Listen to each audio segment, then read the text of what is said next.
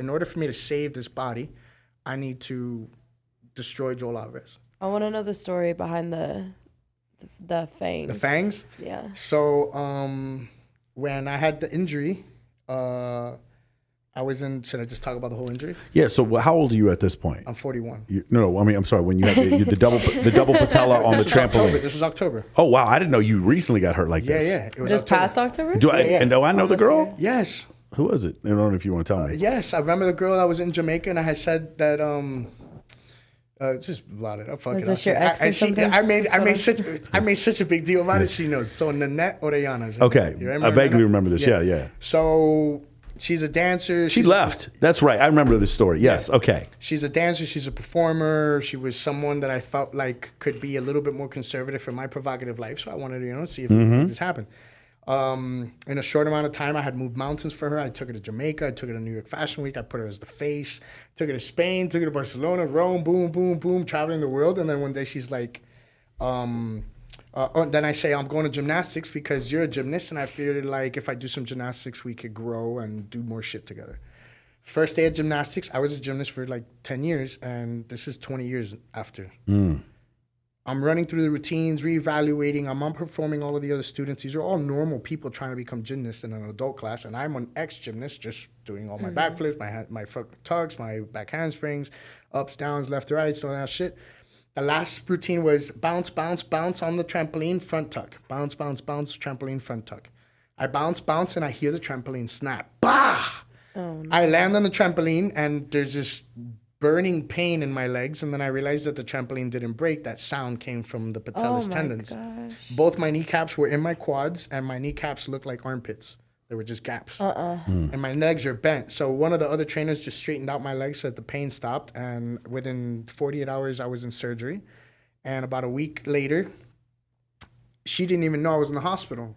So one day, she's in the group chat for New York Fashion Week, and one of the girls are like, I hope you get better soon. So she's like, hey, what's going on? I'm like, I'm in the hospital. She goes, are you still in Europe? I'm like, no, I'm in Miami. And she goes, what happened? I said, well, I got into gymnastics, and my legs exploded. And then she goes, I think we should stop speaking. Oh. What? Yeah. So I'm like, Bro, I'm the type where, because she felt guilty that it was because I jumped in gymnastics. She felt guilty? She should have come and been, if she's your partner, she should come help you out, man. No. So that put me in a position where it's like, I'm the type where it's like, if you don't want to fuck with me anymore, I'll never call you again. Yeah. Like, you hang up on me, I will never pick up the phone. Like, I'm so stupid about shit like that. So whatever. I left her alone. I left her alone completely. And after 8 weeks of me being bedridden, I go to see my mom. Well, my mom comes over to see me, and she sees it in my eyes that I am ready to pull the trigger. I don't want to live. I don't want to try. I don't want to heal. I don't want to keep working. And my sister had just passed away from COVID. Oh, sorry. So my mom's looking at me, and the first time, this lady's a dragon-eating lion, bro. This is a fearless woman. And for the first time, I saw the fear in her eyes. So I come to my senses where I'm like, in order for me to save this body, I need to destroy Joel Alvarez. How can I destroy Joel Alvarez? So I started rehabilitation. I spent about $10,000 a month just in neurowave therapy, holistic therapy, witchcraft, fucking, like physical therapy. I was in meditation, Kundalini. I was in breath work, Hoffman shit. I mean, I tried everything to like really get my brain into this position where I didn't want to hurt myself. I was walking in 5 weeks.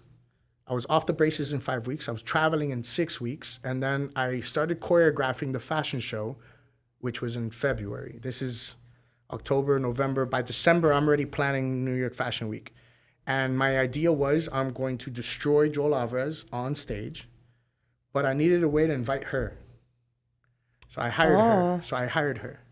And I said, hey, I need you to come and assist me at New York Fashion Week. So she comes to New York Fashion Week with no one in my team, no one in the stands, no one in the audience knew what I'm about to do. So when the show was about to start, I stop and I say, all right, ladies and gentlemen, I'm going to do something that's going to shock you all. I'm not going to get hurt myself. No one's going to get hurt. Just please don't worry about me when it's done. And everyone was like, what the fuck is he talking about? So she's in the corner. She's like, So whatever. I get her to sit front row, and I This tell is her, the most Joel shit I've ever heard in my entire life, bro. Super This Joel. is like, if you told me the story and didn't tell me who did it, I'd be like, it was fucking Joel who did this shit. I use my art as my weapon, 100%. Yeah. So whatever. I tell her, I need you to hold this jacket because it's going to be the costume change for the show.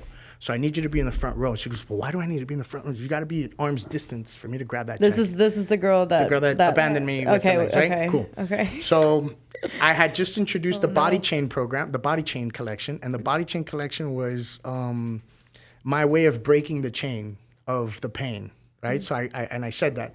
So at the beginning of the fashion show, it's that song from Linkin Park, I tried so hard and nothing for all, my God. right? So no one understands what the song is, but she's there like, so she's now, okay, Why is this song important to her? because I tried so hard and it didn't matter at all. Okay, got it. Right? I thought So maybe this all was the your words- song with her. All the words meant Because she knows she's everything. guilty. Yeah. She did Bro, something bad. this She's is getting called out for Tom it. Petty right here. This is Petty White beautiful. right here. This is beautiful. Yes, right. So I have the going. video. I have the video if you want to use it. If you want to use it for the thing. Yeah. So whatever. I go to my best friend, and he's an audio producer, and I tell him I need you to record me say these things, and he's like, "What?" And I go, last September, I had no intentions of doing New York Fashion Week, but I met a girl that had changed my life. When I met this girl, I moved mountains for her. And this is beautiful. This is live on stage, right? So I'm standing in the middle. I'm amazing. standing in the middle of the show, like Michael Jackson in 1993, fucking just for 3 minutes, and all you hear is me talking, just right. So I'm not looking at her because she's right there, but I'm looking at everybody I've else. seen the photo of this, but I've never seen. I didn't hear the audio. I have the video, Great. right? Yeah. So, the next girl comes out, and the next girl that comes out is her doppelganger. Bro. I found her. Bro. God, Bro, we are at petty level 1 million at this point, bro. So I blindfold her on stage, like saying "out of sight, out of mind." God. And the song is Wow, the song is Seven Devils, which means I'm ready to kill myself, and there's no religion that's gonna fix anything, right? This is beautiful. So my God. I finished taping her on stage. She's God. understanding every Oh, word of in this course. fashion show, and everyone's like, "Who the fuck What is is this going bitch on?" that he's talking about?" Right now, the whole fashion show, I'm wearing my braces, my leg braces, okay. and you could tell that I had gone through an injury because I said it. I said I had gone through an injury, and this woman abandoned me, and now I want to. I'm not here to entertain you. I'm here to let her go. From this day forward, I will be called Dracon Blackheart. I have to bury Joel Alvarez, but I buried her with him, right? So in the middle of New York Fashion Week, I take off my braces. I walk up to her. I present the braces to her. Oh no. She's sitting next to Vogue. Vogue is her. Oh, this is Vogue is right here. wow. This So is Vogue is like this, great. like filming me, and then they're like, You gotta get her Right? too. so she's in tears, like she's annihilated, and I'm like, and I had like one thing left. I had like this little keychain of the day we met with a photo of us when I put in New York Fashion Week that last September. So this was September New York fall, September or February New York spring. Okay. So by the time I did New York Fashion Week, I'm talking about how I met her last season, and the videography is the footage from last season. So you see that it's her with the doppelganger that looks just like her. I told the story perfectly. Everyone understood it, but they didn't know who I was talking about until I Until the presented end. it. Okay. Oh, bro. This So I is take beautiful. off the necklace, I throw it at her. I didn't Throw it at I didn't throw it at her. I tossed Bro. it at her because Yeah, I couldn't well, reach her. he's on stage, She was like this right? far away, so I had to kind of like Okay, do one of these yeah. things. I took the jacket. I take the jacket, and I put it on, and I leave. Oh no. I leave the building. The fashion show isn't ended yet. The girls with the chains are coming out now. So I leave the building, and I'm standing in the rain. The fashion show continues. I'm trying to call an Uber. The rain is falling on my phone, and I just start laughing because I'm like, fuck, my phone's not working. And I look up and I smile, and I'm like, 1,000,000 pounds are off my shoulders. I did what I needed to do. I didn't fight. I didn't yell. I didn't tell her I felt bad. I didn't ask her back. I just buried the bitch. That is great. I buried her and I buried Joel. That is the most poetic justice thing I think I've ever heard in my life. So the fashion show continues. Everyone's like, where's Joel? Where's Joel? And all the girls are like, Joel's gone forever. Right? So then she texts me about 10 minutes later and she's like, is this why you brought me here? And my response was like, 1,000%.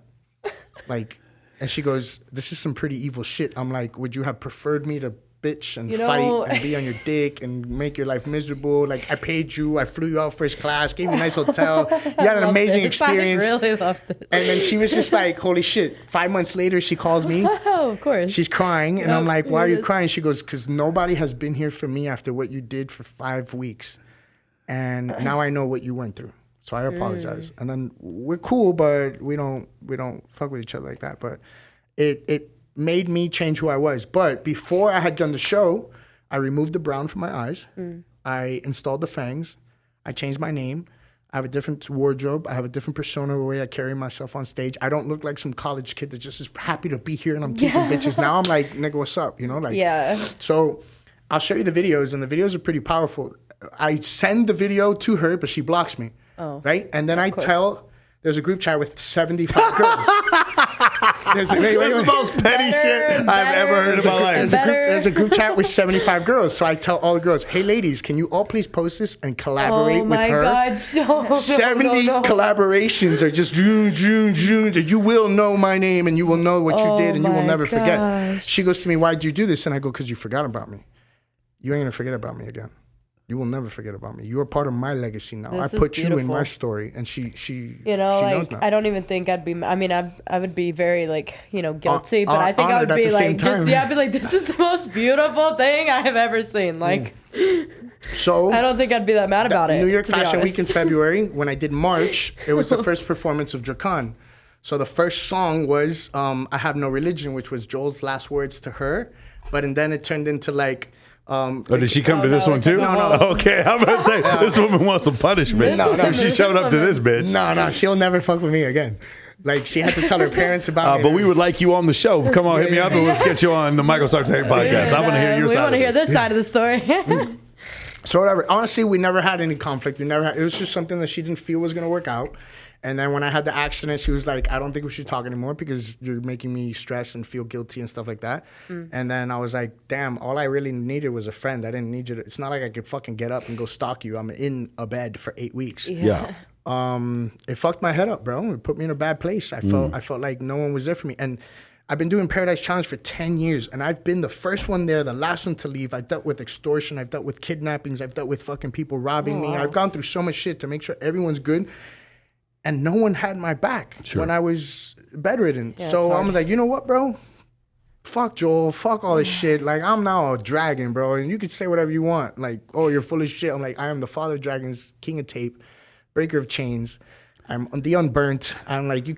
Ruler of the red grass sea, lord of the 7 kingdoms, and protector of the realm. Great. 100%. So a lot of people think I'm full of shit. But when you read my story, like, yo, this is pretty cool. Intense. Like, So I've always been the type of person where I use my art as vengeance. I won't hurt you, but I will make something that will bother you, and that will give me my satisfaction. Damn, bro, I just started a podcast. I didn't do all that shit. That was crazy. You know both of my exes, and I was just like, unfollow. That was it. That was the end of it. I was like, unfollow. Yeah, but they didn't leave you in the dirt. You know what I mean? Like, no, one of them tried to. Remember how we had a certain logistical problem because one of them did. She tried to put me in the dirt.